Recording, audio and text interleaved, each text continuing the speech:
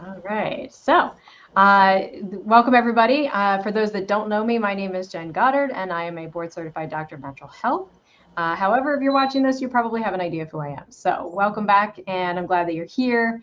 And I wanted to introduce a new friend of mine. His name is Riley Shea, and he is awesome. I met him recently, and we got to talking about what he does and how he helps women with these issues that you'll learn more about when he starts to talk. And I was just fascinated, and I was so excited to share it with you all because we do have a lot of women that come to us for different services. And a lot of them do struggle with issues that are similar to this. So I wanted to help Riley get the word out there that there are other ways to address the issue and get to some of the root causes as to why it might be happening for you. And so welcome, Riley. Tell us a little bit about you. Hi, so I'm Riley. I'm a pelvic floor and orthopedic physical therapist. So the pelvic floor piece is more what we'll be focusing on today. The orthopedic, sort of that head to toe, joint ache, muscle pain, whatever. I love working with that kind of stuff. But then in the pelvic floor realm, that's anything ranging from incontinence, constipation, pelvic pain, sexual dysfunction, prolapse, peripartum care, kind of anything on the realm of whatever's going on down in that like genitourinary system. So Okay, that's like nice. that's the broad scope what a like pelvic floor PT covers. Wow. To be honest, I had, before I met you and before I talked to you, I had no idea that PT could be helpful in this area. So that's one of the reasons why I'm so excited. So tell me about what is physical therapy and how might that help that region? Yeah. So especially like I think that's something people have a lot of questions on the specifics of like what is pelvic floor PT.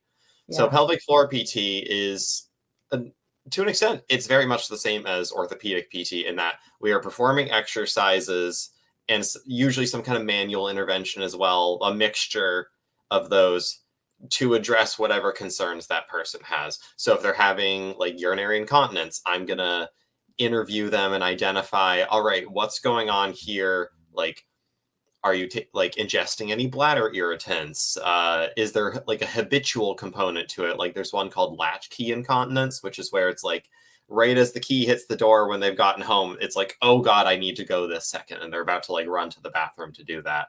Or Mhm. there's, which is, that's a type of what's called urge incontinence. And then there's stress incontinence as well, which is another form where it's like, that cough, laugh, sneeze, exercise, something is making them leak. That's more of like a external bodily force of some kind.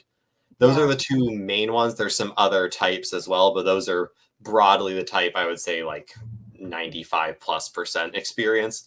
The other two Yeah. would be mixed incontinence, which is where it's like they have just like a mixture of one or more incontinence types. There's functional incontinence, which is where, for whatever reason, their environment, they can't access the bathroom, which I would say that's where like orthopedics comes in a lot more of if it's someone who's older, they're not as mobile and their bathroom is upstairs or they're upstairs, the bathroom's downstairs, whatever it may be, and they can't access it for whatever reason, then I'm working on strengthening so they can access the bathroom.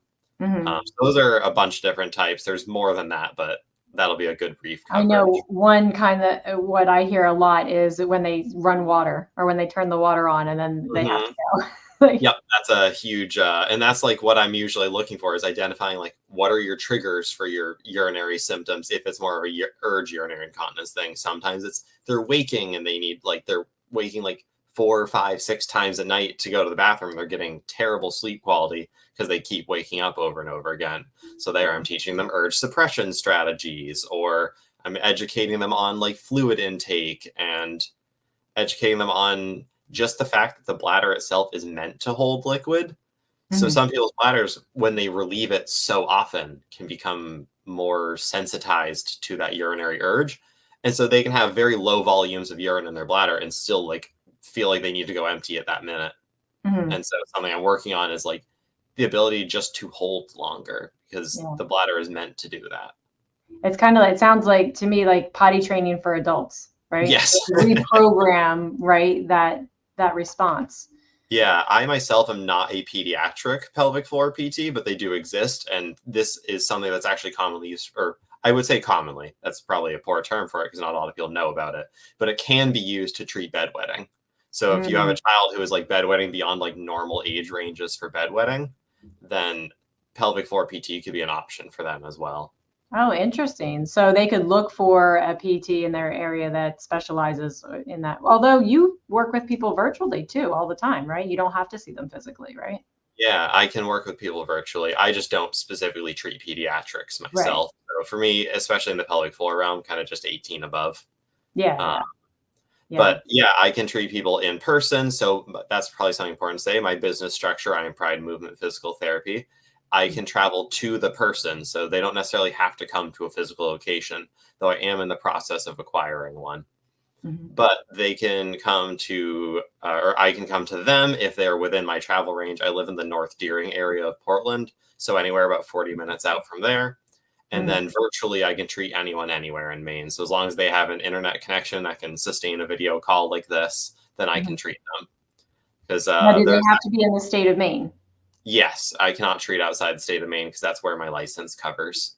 Gotcha. That's good to know because we have people that watch from all over. So that's good. So if they're outside of the state, then they'll want to look up someone now that they know that someone like you exists. Yeah. They can look up someone that does that near them, possibly. So there's got to be a lot of misconceptions around what you do in your line of work. So what might that be? What might people think that they shouldn't Yeah. know? So a lot of what you see in the media is like, ooh, do Kegels. So it's like I find so many videos online where it's like, oh, you have like this pelvic issue, do Kegels. Or I've even seen there's this like electric stim chair that exists that essentially makes someone do like 1,000 Kegels in like 10 minutes or something. I don't know specifically what it is. But Wow. the problem is sometimes Kegels are not what that person needs. And like I could actually be making their issue worse by giving them Kegels. So Mm, I will say in any pelvic floor session, I'm probably having someone do a few Kegels just to see what their pelvic floor is like. Because to give some elaboration, in the examination process, part of what I usually do, as long as the patient is comfortable with it, I can work without it if they're not, is I do a one finger, either intravaginal or intra rectal exam, and mhm, that's to assess the quality of their pelvic floor. I assess things like what's its lift feels like, what's the strength, the endurance, the coordination of the muscles. mhm. And then I have them do things like I feel what a cough feels like. So I can feel that internal pressure buildup that it's called Valsalva to see how is their pelvic floor reacting to a Valsalva. Mhm. And if I find, often I find if someone is experiencing stress incontinence, for instance, their strength may be fine, but when they're coughing, their pelvic floor is actually coming down rather than getting that tightening response it should be getting, which you may Mm, think, oh, then you need Kegels for that. But sometimes mm. it's actually that they're having difficulty relaxing their pelvic floor. So it's Yeah. always in this like hyper tense state that when they cough, it just like loses the strength and lets go. So I might actually be working on like, okay, how can we calm this down so it can operate as it normally should? And then Mm, sometimes you get people who have a weak pelvic floor, and yes, they do need Kegels because then that'll help strengthen things and be able to hold like yeah. that like stream of urine or whatever it may be Well, we that they're. think if some is good, then it's good for in all cases, but it's good to remember that sometimes the opposite problem. And that's probably the case too in situations where people have been sexually assaulted, you know, that's probably more common, or I should say more common, but common in those situations too. Um, Yeah, so I actually had a patient who had a history of sexual assault, and yeah. unfortunately, hers actually involved fingers. So Oh, she was like very hesitant and just did not want to do the pelvic floor exam itself. I sure. was totally fine with that. I was like, okay, yes, like absolutely, we will do whatever is in your comfort level. And Right. so I just worked with her purely externally. I did, my normal orthopedic exam I do with any pelvic floor patient. So I checked like strength of her hips, I checked alignment of her spine, like what's her mobility like, all the normal stuff. I just Hmm. didn't do the pelvic floor exam itself because she didn't want to. And I totally understood that given her Yeah. history. And even if someone doesn't have a history, whatever's their comfort level. Right. But I worked with her. We were making very slow progress. She specifically had urinary incontinence and I believe, a grade 2 pelvic prolapse. So pelvic prolapse is grade from 1 to 4. Okay. Um, so hers was kind of like mid level. Hmm. Um, and so maybe 3 or 4 visits in, I can't remember the specific number, and she came in, she was like, Riley, I just need to know what's going on in there. Because she always called it her bubble. So she just had this like bubble sensation inside her vagina, and Yeah. she could not, like, it just became intolerable for her. And she was Yeah. like, I trust you. I have been seeing you. Can we please do the pelvic floor exam? And I was like, are you sure? And I like probably checked Yeah. in like 50 million times so there to make sure. I gave Sure. her the most robust explanation of a pelvic floor exam I have ever given someone, probably. Yeah. I made sure every step of the way I was checking in. I was educating further on, okay, I'm about to do this now. So there was not a single moment that anything was unexpected. Hmm. Um, and then afterwards, I feel like we made broke through a mental barrier there because she started getting better so quickly after that. Her Right. pelvic floor is about based on like the subjective exam where I expected it would be, Hmm. but it was just like night and day the difference in like how quickly her symptoms got better when we did that. Wow. So I don't need to do the pelvic floor exam. I can make progress without it, but it Yeah. is certainly like helpful information to have to know what's going on with someone. Yeah. Yeah. No, that makes sense. That's awesome. So, how would people reach out to you if they say, okay, well, I struggle a little bit in this area and I just want to know more and see if this is a good fit for me? So, what would they do first? How would they find you? Yeah, so I actually do free consult calls with people. So Nice. if they just want to be able to be like, hey, this is going on. Is this something you can help me with? They can Mhm. always just go to my website, prideandmovementpt.com. I always try to emphasize it's pride in movement, not and movement. I've had a few times over the phone where someone heard and movement instead of in. Yeah. So I always try to emphasize that. Maybe a little bit of a mistake in the business name, but right there on my website, you scroll down just a tiny bit and there's a book now button. They can book Okay. themselves directly into my schedule. So it doesn't even have to be like a phone call. Hey, is like 3 o'clock good for you? They can just see on my schedule, oh, 3 o'clock is good for him this day. I'll book myself in. And it just populates right in my schedule. I get an email that they've signed up with me and Nice. they fill in a little information. I get like phone number and all that kind of stuff. Yeah. And then I just called them at that time. We chat about whatever is going on. And I could say, actually, sounds like this would be something better fit for XYZ if it's something outside of the field of what I can treat. Or Hmm. otherwise, I'll be like, yeah, sounds like something I can totally fit or I'm a good fit for. Let's set up a visit and Hmm. then be it virtual or in person.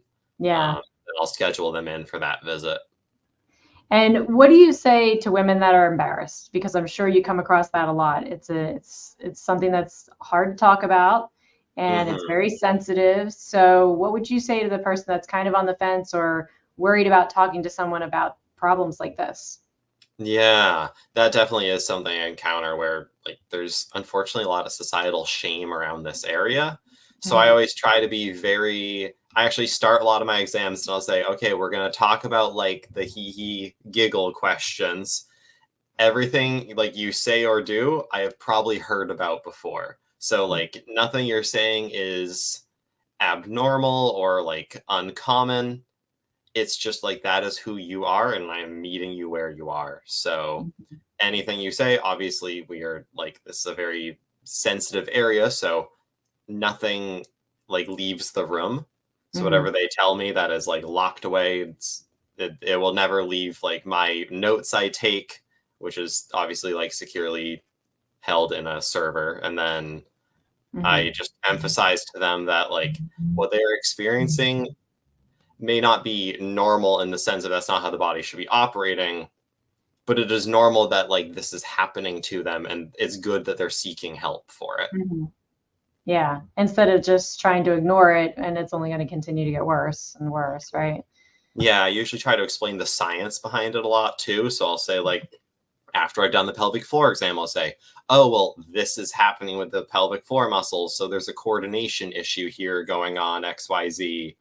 Hmm. So like they have like oh, my body is doing this. It's not like Right. I try to remove the shame in that way. That's like there's almost a very scientific explanation to why this is happening. Right. Right. No, that's good. I'm sure that would make them feel a lot more comfortable. And it sounds like you're very patient with them. Like you said, meeting them where they're at, even the one that had the sexual issue, that's something that as they felt more comfortable, then they could open up a little bit more and their therapy could expand from there. So Mm-hmm.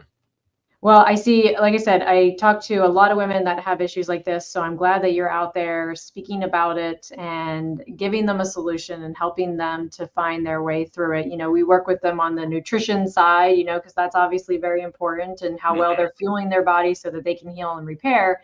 But then there's structural things that need to be addressed, in that way.